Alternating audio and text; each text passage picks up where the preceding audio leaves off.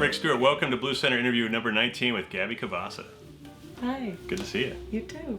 We did soul country. That's my DJ Maraca format on 91.5. Hey, welcome to WTL 91.5 FM. Thank you so much for having me. This is like a riot, like every time it happens. But let's do some Johnny Adams. What do you think about that track?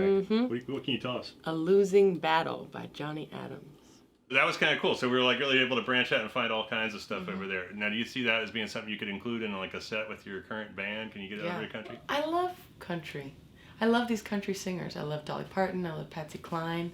I love Marty Robbins, Hank Williams. It's very rooted in what I love about music, which is emotion and the blues. And some storytelling. And a lot of storytelling. So tell me a little bit about what you got coming up in your shows, your live performer. You got a release coming up.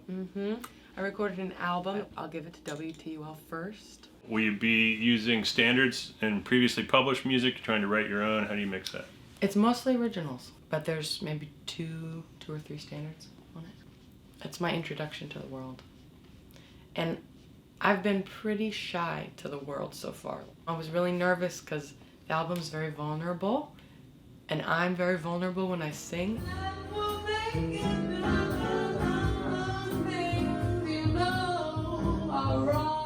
So I was really nervous to make an album, and now that I have, I think it should just be my name. Will it be put out in vinyl? Yes. It's kind of a vulnerable format too. It is. It could take a scratch. Yeah, and I didn't say that's kind of how I fell in love with music too. I'm a huge vinyl collector. Yeah, came to the right place. Yeah, I know. That's what we're doing here. I create the lyrics and the melody at the same time first.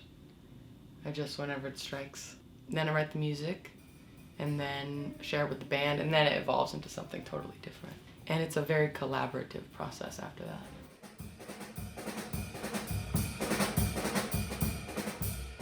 You have to be super emotional, but you also have to be more precise. You shouldn't drink too much at the studio.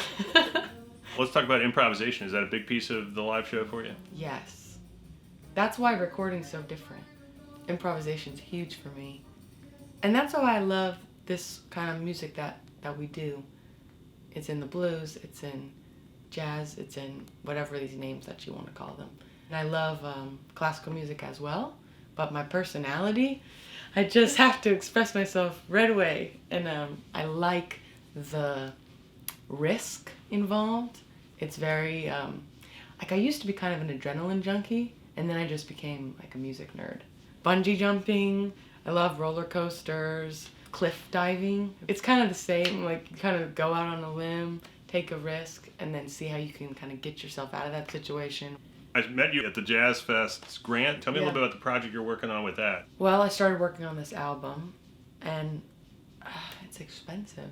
And I started looking into, you know, different ways to get funding, and the Jazz and Heritage Foundation is really cool, and they give a lot of grants across a wide breadth of disciplines. Yeah. The album includes a lot of music from the AFO collective, which was in New Orleans in the 60s and the 70s. Love will make you trick again, love will make you stay out all night long. I want to work with PJ Morton.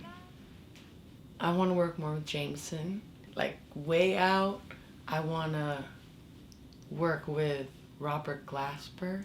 His last album was awesome and had a lot of collaborations. He's the guy who's saying, no, hip hop is jazz, which I agree. All right. Good show. Blues Center interview number 19 with Gabi Cavassa. Thanks for coming by. Thank you for having me, Rick. It's great. Sometimes